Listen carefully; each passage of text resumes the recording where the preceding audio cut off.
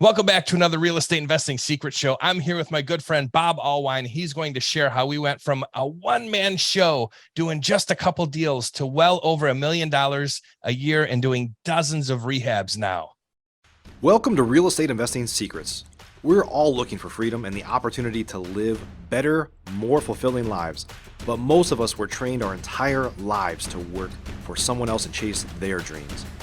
How can we use real estate investing as a vehicle to achieve financial freedom? My life is dedicated to answering your real estate investing questions and helping you build an investing business that allows you to change your life and the world around you, and to enable you to turn your dreams of financial freedom into a reality. My name is Mike Hambright from FlipNerd.com, and your questions get answered here on the Real Estate Investing Secrets Show. Hey, Dylan. Hey, Bob. How are you, buddy? Good to see you. I'm doing great, pal. Great to see you. Yeah, you too, man. I'm really excited to have you on the show. This has been a long time coming, and I finally was able to get you locked in. Awesome. Glad to be here. Yeah. So listen, you are from the Central Maryland market. So tell us exactly, where is Central Maryland for those of us not in Central Maryland? Gotcha. Yeah. So I live in Frederick, Maryland, which is about 45 minutes north of Washington, D.C. and 45 minutes west of Baltimore. We work up and down the I-70 corridor from West Virginia down into Baltimore and cover about 7 counties in Maryland. Recently branched out into West Virginia, Southern Pennsylvania, and Delaware's Eastern Shore, as well as the Eastern Shore of Maryland, which is about 3 hours away from me, where we have a beach house and started to do some business recently. Wow, that's super exciting to be able to be in multiple states, and we'll dig into your story a little deeper. But I'm sure when you first started and you said, "Hey, I'm going to start flipping some houses," it was kind of like a guy with this truck, and now being in multiple states. I think that's a testament to your business and what you've been able to build. Yeah, thanks, Dylan. I started probably in 2002 or 2003 with rentals. My wife Stacy and I were looking for something for the kids' education funds and our future retirement. So we got into rental properties in 2002. Probably bought one property per year until 2008 when the market crashed, and at that time we sold a couple and refinanced a couple, and then laid low while we both had jobs until about, I want to say 2010, when I started the real estate flipping business. Gotcha. So you brought up your wife, Stacy, and for those of us who don't know, Stacy's a very successful realtor, right? Why don't you give us a little backstory on Stacy? Sure. Yeah. So we both had corporate jobs. I was a sales manager for a commercial landscaping company, and Stacy was an HR manager and then a recruiter for a biotech firm. But she got her real estate license in 2008 after we had a little bit of a family emergency, so to speak. Her brother had passed away, and she needed a change in her life. So at that time, the market was crashing, and Stacy went. It took a little break from work, and she became a licensed realtor because one of the two of us had always wanted to become a realtor, since we were doing the real estate business on the side with the rental properties. And I was working in commercial sales for a large landscaping company, and that company got sold. So I found myself needing another job, which I did pick up another job for a little while, and then eventually started flipping houses on the side. So yeah, Stacy started in real estate in 2008, like the toughest time in the world. She did probably 3 deals her first year, and grew exponentially every year thereafter. She became she signed up with the Brian Buffini coaching program, which is a large real estate coaching program for realtors, and she just excelled, and her business doubled every year. And currently she has a small team, and they do well over $50 million in retail real estate. So yeah, very proud of her. She's doing a great job, and kind of goes hand in hand with what we do. And I'm sure we'll get into talking a little bit more about some of the other ventures that we're getting into these days. So yeah, it's awesome having her in the business as well. Yeah, that's super huge. For those of you guys who don't know a lot about the whole real estate agent world, a $50 million team is a huge team. That means they're doing a lot of volume. And to start out in 2008, not have like a super long background in real estate, again, it's just very, very impressive. So, Bob, let's go back. Let's unpack a little bit about what you talked about earlier. So you got involved in real estate investing in around 2002. What was your mindset there? Why was real estate investing something that you guys thought about? Yeah. So at that time, our kids were young, elementary school, I think. And, Stacy woke up one night and said, "How are we going to pay for these kids' college education?" And I said, "I don't know. Let's think about that." So what I did is I got on the internet. Back in those days, it was real slow, right? And I found a book called The Millionaire Next Door, and I started reading that. And simultaneously, we were selling our townhouse that we were raising our kids in, and moving to a single family home about a mile away. And our realtor was also a real estate investor, so to speak, at the time. So I'll give you the short version of the story. He asked me to bird dog for him, and I actually found him a deal. And the guy gave me like a $500 cash incentive. This was, oh man, back 20 some years ago. And so anyway, here I am reading the book, and I've got this guy, Dave, the realtor, who's also an investor, who gave me a $500 cash bonus for finding him a deal. And then I just dove into it and started to learn how to get the money to finance more rental properties, or to finance rental properties, period. And we started to buy rental properties at that time.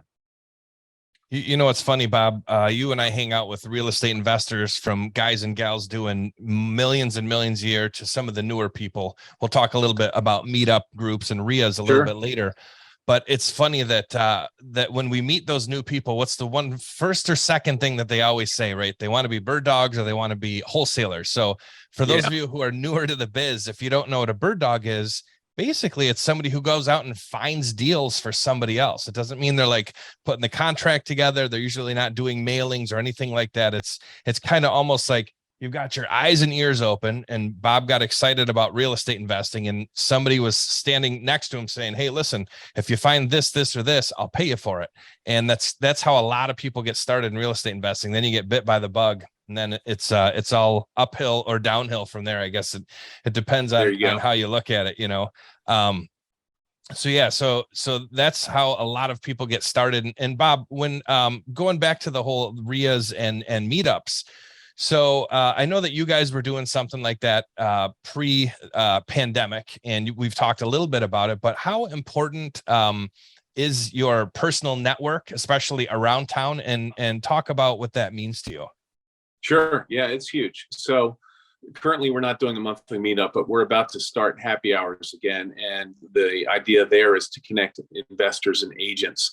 The community that we're in is pretty small community as far as the real estate business, right? So we're pretty well known locally in Frederick, and want to connect those people to share ideas and deals. But going back I'm going to go back probably to the early 2000s. The first thing I did was I joined a meetup group and found a couple of mentors in that group. One guy in particular helped me learn how to wholesale in the early days, and that was instrumental. So if you can find yourself a network group and some people in that group that are doing what you want to do, that's huge. I mean, today we're doing it at a local level, and then we're doing it at a larger level with you and some friends at Investor Fuel. So I think it's paramount. It's been paramount at every stage of my operation to have people to talk to that are doing exactly what I'm doing or what I want to do, and then people to do deals with, right? Yeah, I think it turns from kind of being nervous and not knowing what to do to joining those groups, and then kind of learning how to be dangerous almost. Then it starts to be, you're looking for partners or looking for deals, and eventually you end up becoming friends with a lot of those guys and gals. And my whole life kind of revolves around real estate events, right here where I'm at in Metro Detroit. And of course, where Bob and I get to hang out at Investor Fuel, which is a nationwide mastermind run by Mike Hambright, who also started this whole Flip Nerd network. Mike has kind of put us all together, and Bob and I have become friends, and there's a lot of other people that come there and hang out with us, over 100 every single quarter. And, it's not about the deals. It's kind of funny when Bob and I were talking off camera. I'm like, I got to brag about something when we first get started, to get the show going. And when we're in Investor Fuel, we don't brag. And a lot of times those, for me anyways, those are kind of like the top of the food chain investors that I get to hang out with, real estate investors. And we don't hear them brag. So what do we talk about? We talk about family stuff. We talk about challenges we're having, but it's not about bragging. And I think that's something that's huge as you build your own network, that you learn how to help other people and deliver value, because that's what makes people want to be around you. And eventually, once you're that person, then deals will come, right? Partnerships will come, and being a part of a network like that, whether it's near where you live or if it's nationwide, is just imperative, I think, to going to the next level. And certainly something I know that's important to me, something that's important to Bob. So your network, right, yeah, super important. The only thing I'd add to that is you don't go to those meetings with the idea of what can I get. You go to the meetings with who can I meet and what can I give, right? So you're going at whatever level you're at, you have something to give and to share with somebody else in that group. And even the local groups, I have friends in the first groups that I ever went to that I'm still good friends with today. So if you go there with the intention of getting to know people and finding out what they do, you'll find ways to help them, and vice versa. So yeah, it's huge. Yeah, I can't agree more. Most of my long-term relationships have come from those groups. So if you guys are new to investing, or if you've been in investing for a long time, pay attention to this part, because it's really the easiest thing you can do is to get out to these meetings and meet people. And it's what can help propel you to get to the next level. So Bob, I know that that you've done a lot of rehabbing. I think when we first met, you definitely were considered like a full-time rehabber. So you love to buy, fix, and flip. But it takes a lot of work, right? It's tough on the sometimes it's tough on the brain, amongst other things. So what are you working on right now in your business? Yeah, so right now the primary role that I have is running the fix and flip business. Oops, I kind of goofed up my camera there. Sorry. Okay, so yeah, running the fix and flip business, which currently, we have 8 projects in operations. They're somewhere in between. We just bought them a couple weeks ago they're under contract to sell, and we close in the next couple of weeks, to, they're full-fledged rehabs that we're, up to our eyeballs and alligators on. So that's the primary business for me. That's the business that brings in the revenue that I'm responsible for. And I run the team that consists of myself, my son, Michael, who's also a licensed realtor, and he's the acquisitions manager. My daughter-in-law, Jacqueline, is my admin assistant and our transaction coordinator. She was just sending contracts and LLC docs a couple of minutes ago before we jumped on. I have a VA overseas, and then I also have another realtor that works with me that's my lead manager, and she works part-time with us and takes all the inbound calls and works on a lot of the marketing. And then from there, everybody else on my team is subcontracted. So we work with a lot of contractors, and that's what I spend my time on, overseeing the contractors, but the contractors and the operations in general. But where we're headed is we're adding to the long-term plan for not just myself, but for Stacy and I as a team. And so Stacy runs the retail real estate business. She also does all of our listings and so much more. I mean, she's my advisor. She knows about every house that I'm flipping. She blesses the comps, and she tells me what she's going to sell it for, and I believe her. And then, when we're finished with the house, we turn it over to her, and she sells it for what she says she will, or more these days, right?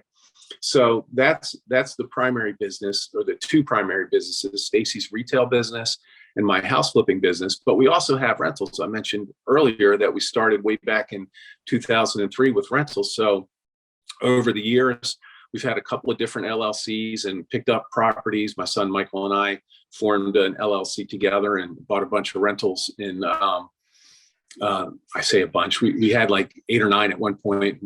We have sold them all as of last summer, right before he got married, to raise some capital for him. And then we also still, Stacy and I, have rentals that we hold together. But recently, we've embarked on a new mission, which is to build a short-term rental business, right? So we're looking at adding assets to the portfolio, and we're doing somewhat of a restructure.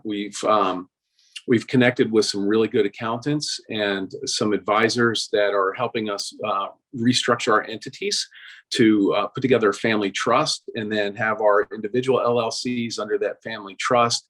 And then we're adding this short-term rental business to the mix. So just today, we closed on a short-term rental. It's going to be an Airbnb in Ocean City, Maryland, which, as I mentioned, is about 3 hours from here.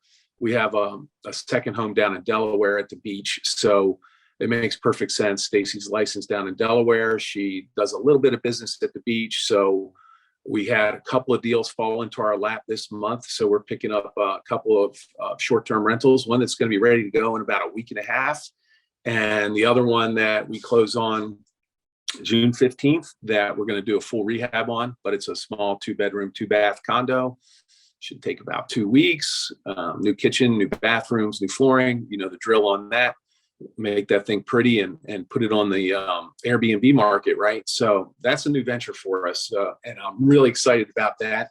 Kind of cuts up the monotony of the daily grind of the flipping houses business, and gives me something else to put on my to-do list. So yeah, it's awesome. We're really excited about it. Yeah, that's a lot to digest right there. So that is the life of a full-time real estate investor, guys. If you are looking to get from doing a deal or two a year or a month to where you have 8 deals lined up and you're wholesaling some of them, rehabbing some of them, keeping some as short-term rentals, just rewind that and listen to what Bob just talked about. So Bob, I want to kind of take it back, and you brought up a lot about your family and your team, right? So I know you, so I get to kind of cheat, but kind of take us through what it's like to work with your family and the team, and what does like a regular day look like when you guys are kind of all together? Yeah, I could go in a lot of directions with that. It's awesome. It's great. I mean, with Stacy and I, she is obviously the one I spend the most time with. We're together a lot. She is amazing at bouncing a lot of moving pieces, juggling balls, if you will.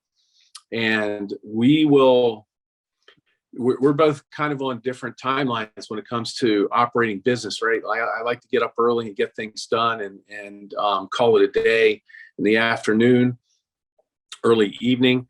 But we're together in the evening, right? So, and as you know, from being a realtor, realtors do a lot of business in the evenings and the weekends. So it's not uncommon for us to be cruising down the road at the beach, and she's looking at her phone and says, "Hey, I've got an offer on such and such a house. You want to talk about it?" I'm like, "Yeah, I guess so. Let's talk about it." We were on our way to dinner the other night, and she's like, "I got an offer on Lloyd Wolf. You want to know what it is?"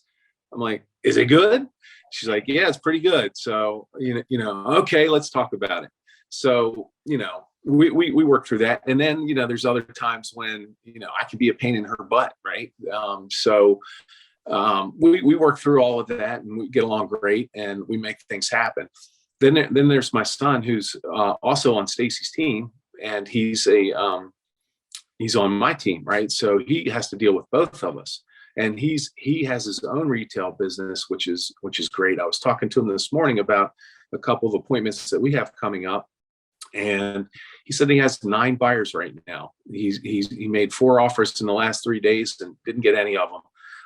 Plus he's making 2 offers for us this week. So, I mean, the kid's hustling, and he's doing a great job. He's got a young family of his own, and we have a pretty good working relationship. I mean, I trust him implicitly. He buys houses.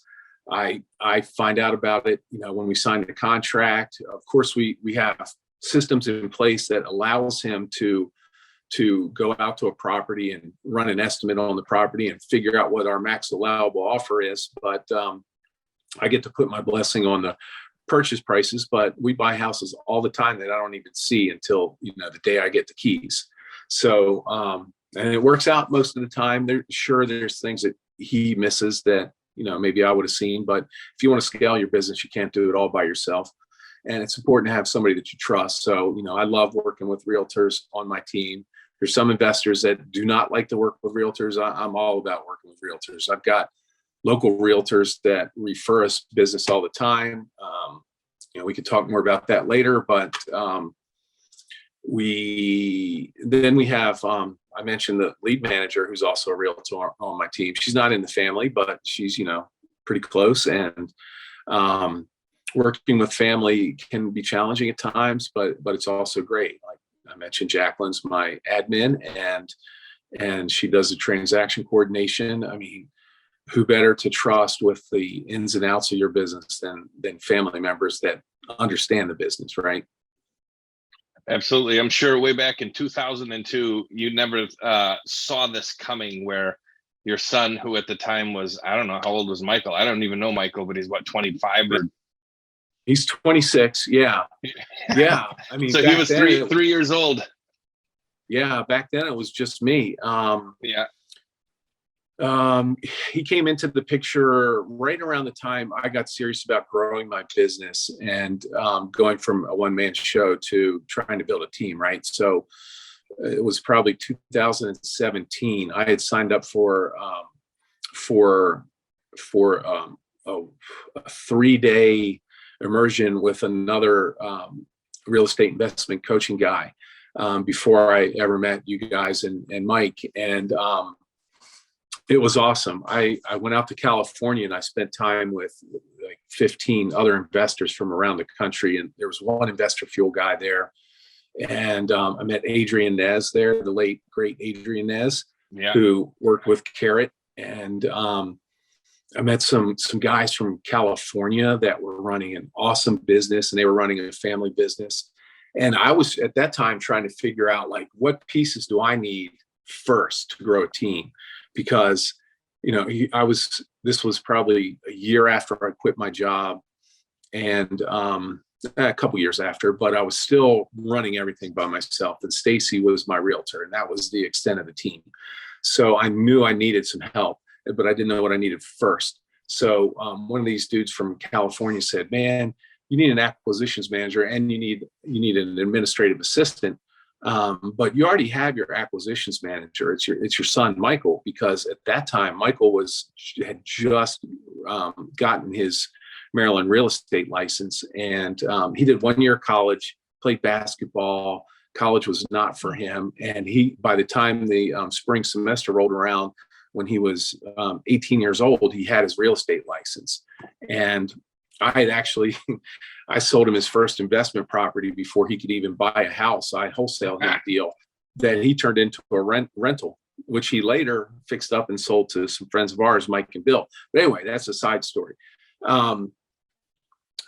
Where was I going with that? So yeah, Michael was my buyer's agent, right? So at that time, we were still doing some HUD homes and foreclosures from the MLS, and we were doing a fair amount of agent to agent referrals. So we had local agents that would call us and say, "Hey, I've got a hoarder house, or I've got a divorce situation, some kids messing up their parents' house," whatever the case was.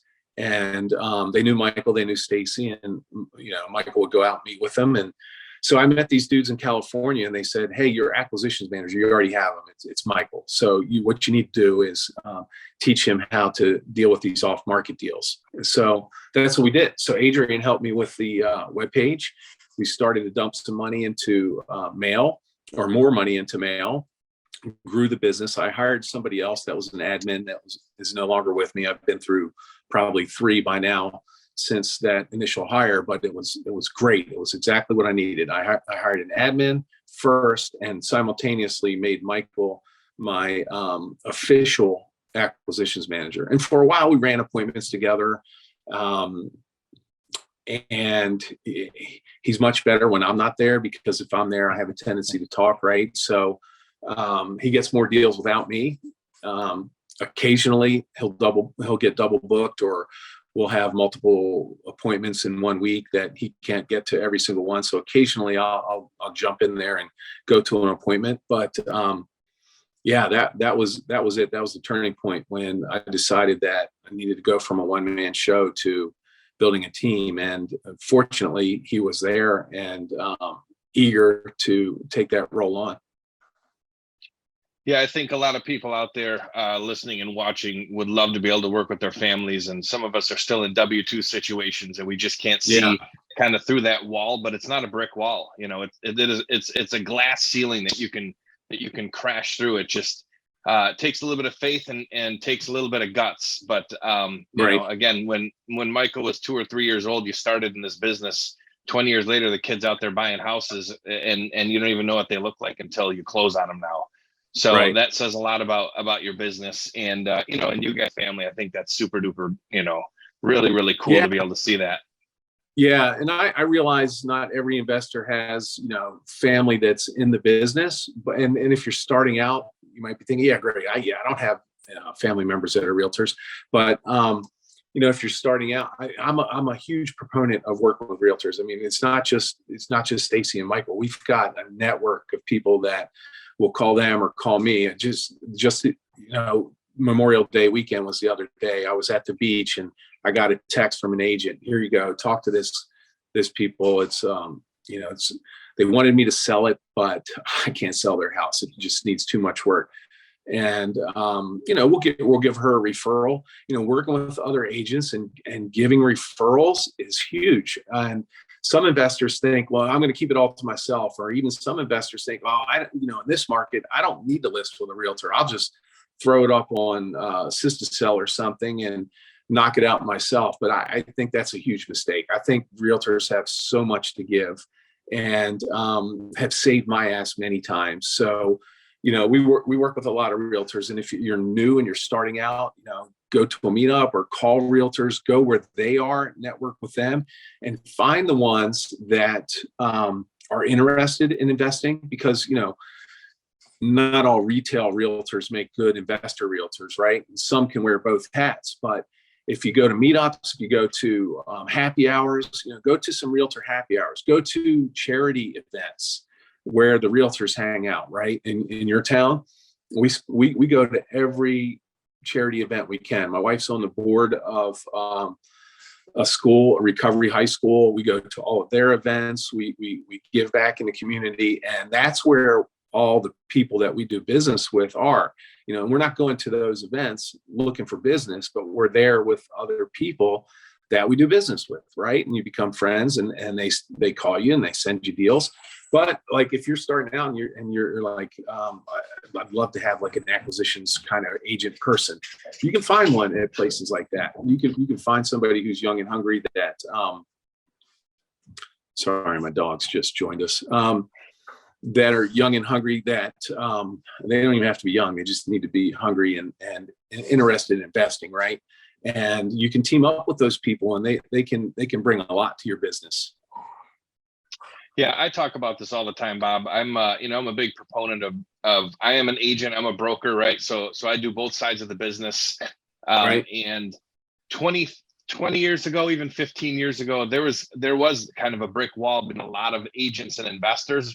You know, investors didn't want to deal with agents because they made it difficult. Agents hated investors because there was no commission to be had. And since the foreclosure days, I always talk about, they've kind of come together. We always use the term hybrid, real estate agents, because nowadays a lot of us do both sides of the business. And you may have started, and you know, a year or two from now, Stacy could be the greatest real estate investor of all time, and she was a really good agent. But it's such a easy transition. Sometimes the market gives us that, or you just fall in love with different parts of the business. Right. And I think that there's a lot of deals to get from those guys and girls. I think that there's a lot of insight to get from them. And like you said, you can find your acquisitions people there. Those are your guys who are trying to step up to that next level and hire salespeople or house buyers to go out and buy for you. Sometimes you got to retrain them because realtors look at things a little bit differently than investors. Oh yeah. But it's kind of all the same. It's just, it's like a chessboard. When you turn it a quarter, and look at it from a different angle, things totally change. So that's great advice, Bob, is going to realtors. Yeah. So what's one thing that you think that you'd change from when you first started to today in investing? So one thing that I've changed would be don't try to do it all myself, right? So I could be kind of hard-headed, and in the beginning, I wore all the hats and did everything, and I was good at some of it and sucked at the rest of it, right? So find people that are better than me at the things that I struggle with, and find people that complement you, right? So that's something that I've learned. And we keep talking about realtors, but I love having like a realtor as my lead manager, for example, because once they're trained on our systems and our process and our CRM, it's really just talking to people, and realtors love to talk to people and help them. And going back to that whole conversation, that's one thing that we really didn't mention is, realtors can help you. And if you have someone on your team or they're sending you deals, that's great. But let's pretend you're out there talking to a seller and they're on the fence about selling to you for cash or as is and listing their house. And that the best thing for them is to list their house. Wouldn't it be great if you had that option? Like you had an agent that you could just say, here you go, sell this lady's house. We had one last year. We did probably 8 realtor referrals last year where Michael went on the appointment and he called me afterwards and said, okay, it's not a deal for Maryland Cash, but I can help this person. I'm going to list their house. I'm like, great. So then we get a marketing referral paid back to us, right? So there was this one house. I don't know how much time we have left, Dylan, so I'll give you the short version of the story. Okay, so the ARV was $800,000 or more. And the only thing wrong with it was the granite was smashed up in the kitchen and there were bullet holes inside of the house. So here, this poor lady was going through a ugly divorce and her husband was in jail. And he's the one that put the bullet holes in the side of the house as a result of the divorce, right? So, so the husband's in jail and he doesn't want to sell the house. So Michael connected her with our attorney, and it took like 6 months. And our attorney helped her out. Michael helped her out, and she just freaking loved him for being upfront with her and telling her. We made her a cash offer, I think, for like $450,000, and that's something you can do. When you have a realtor on your team, you go out and say, okay, you want the quick cash option? We can give you this much money for cash to buy your house as is. Or maybe if you're not like thrilled to death with that and you'd like to get a little bit more money, we could list your house on the market, and it's going to take 30 to 60 days, and people are going to come through, and maybe somebody's going to ask for an inspection, and that whole conversation has to happen, right? And give the people their options. So in that particular case, this lady went with the list my house option, and it all worked out. And, Maryland Cash House Buyers got a referral, but ultimately, Michael really helped somebody and put their interest first. So I think that's big in this business. And you're not just out there trying to make a quick buck all the time. Sure, there's quick bucks to be made, but if you're really thinking about the seller and you have that as an option, it's a way to make yourself different as a real estate investor. And we kind of probably about 2 years ago embraced that, right? So, prior to that, it was, my mindset was find a banged up house and fix it up and sell it, or wholesale it to somebody else, right? So kind of shifted to how can we be different? What's our unique selling proposition? How are we different than all the other people with Carrot websites out there? No knock on Carrot, I love my carrot site, right? But if you have a stock carrot site, you're just like everybody else. So you need to make it a little bit different. And if you have some agents on your team or agents that you work with, you're a little bit different than probably 80% of the other investors out there. So, that'll come through when you're out there talking to motivated sellers, especially right now when some people can sell pretty much anything on the market. So if you're up against other investors and other agents, when you're out there on appointments with motivated sellers and you have that in your toolbox and you're really thinking about what's best for these people, it's ultimately going to help you grow your business that much more. Yeah, it's funny, Bob, because I'll talk to guys who think the exact opposite of you. And I'm 100% standing next to you when you talk about that, because I've always been of the mindset that if you can help somebody, it's going to come back to you. It's cost me money, but I'm happier because of it. And one of my best friends here in Metro Detroit tells the newbies, listen, guys, you have to be a people helper. If you don't want to help people, you're not going to last long. And he's like, you're not going to last long, period. Whether it's in real estate investing, or at the same table sitting with us drinking a coffee, right? You have to be willing to help people. And I think that's the right mindset to have. And sometimes, listen, you're going to make less money if it comes to listing the house, but are you gonna throw that opportunity away, whether you're referring it to someone, or if Stacy was sitting in that same living room, she could switch from a house buyer to a house lister. We know, better than any of us. And that option is there. And again, in today's world, the consumer is a lot more intelligent than he used to be. I've been in business as long as you, since 2003. So I used to sit on living room couches, and sofas and say, man, the market's terrible when the market was great. The market was great when the market was terrible. People didn't know as much as they do today. And it wasn't that you were trying to trick them, but we're just always trying to buy at the deepest discount. And we weren't always buying the shining star on the block either, right? We're usually buying the turd that we had to shine up, as they say. Oh yeah. Yeah. But that's the right attitude to have. So for those of you guys, again, watching and listening, take that to heart for sure. You got to be able to be out there and help people. And it's not always about hitting a home run every time, but doing the right thing will get you a lot further. So that almost answers my last question for you, Bob. But for the investors out there listening and watching, what is the absolute number one best piece of advice that you could give today? So, yeah, surround yourself with great people, rely on people, find people to help you where maybe you fall short, or things that you just can't stand to do. There's things that I can't stand to do that I used to do myself, right? So find somebody that's good at doing those things that you're not good at or don't like to do. But then maybe to take it a step further, you hear a lot of things about what's going on in the market today, right? There's people that say, oh, the market's going to crash. There's people that say, no, it's going to take a couple more years and it's going to level out because there's just not enough inventory, right? So I'm of that mindset, but really at the end of the day, none of that matters, because as real estate investors, we can make money if the market is up, down, or sideways. And the most important thing when you're evaluating deals is, you kind of touched on it,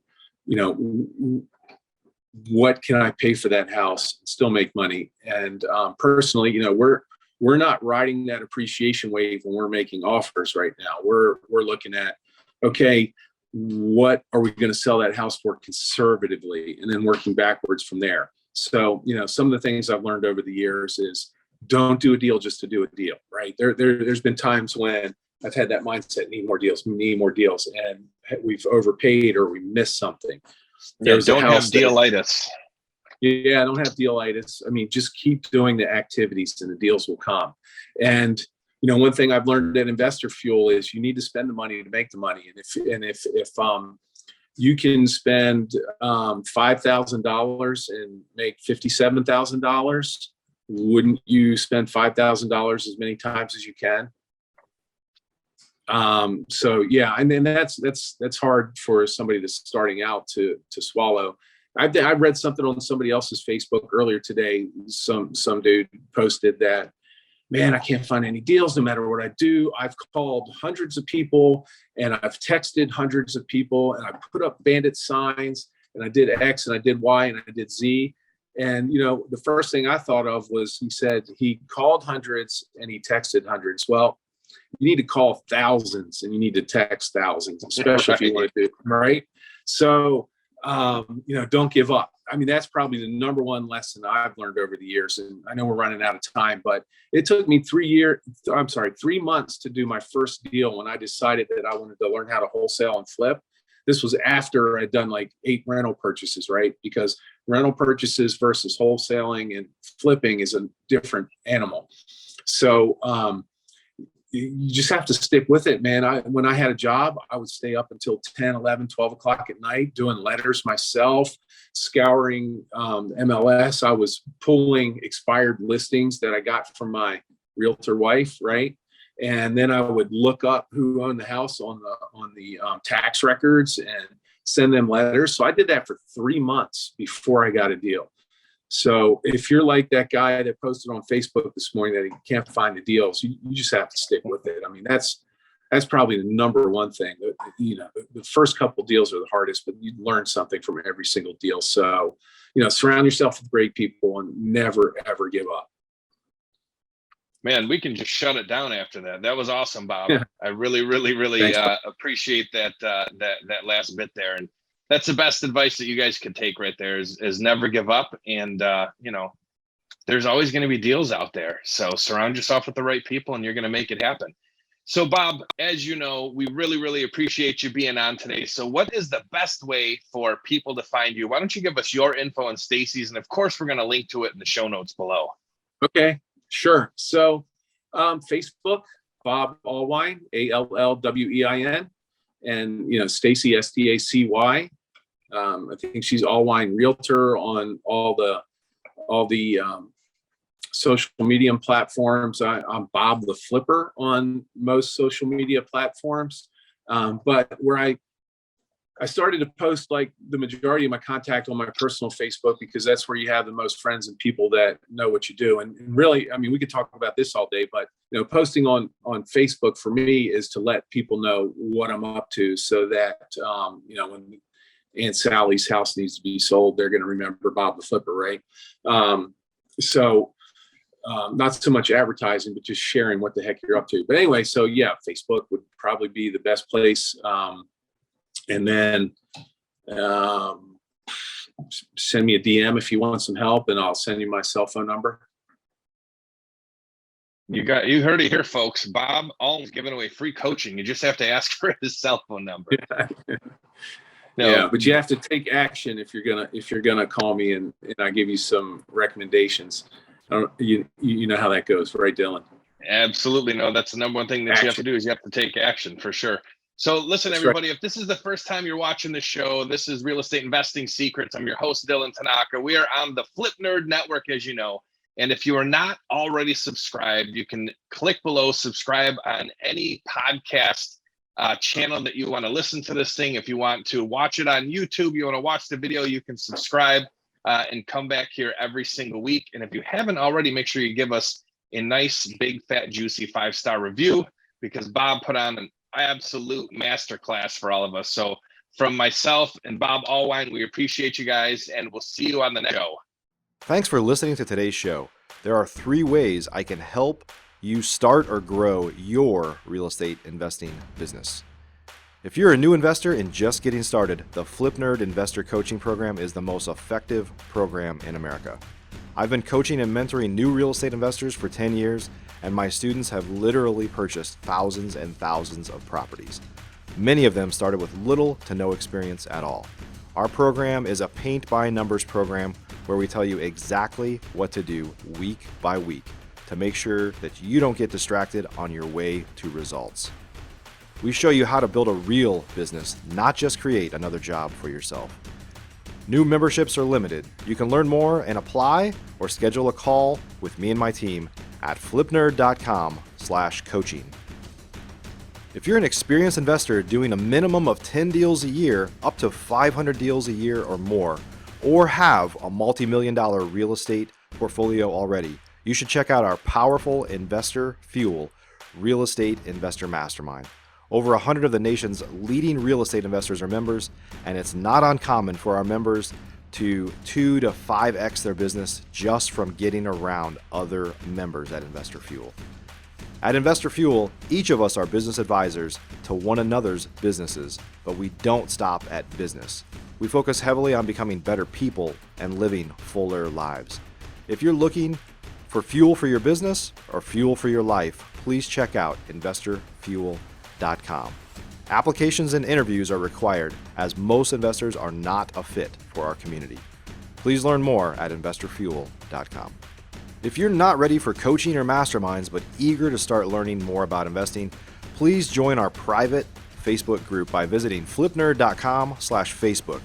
New members get access to free training from us right here at flipnerd.com, and it's a community to safely ask your questions. A great place to get started. Simply go to flipnerd.com/Facebook to request your access today.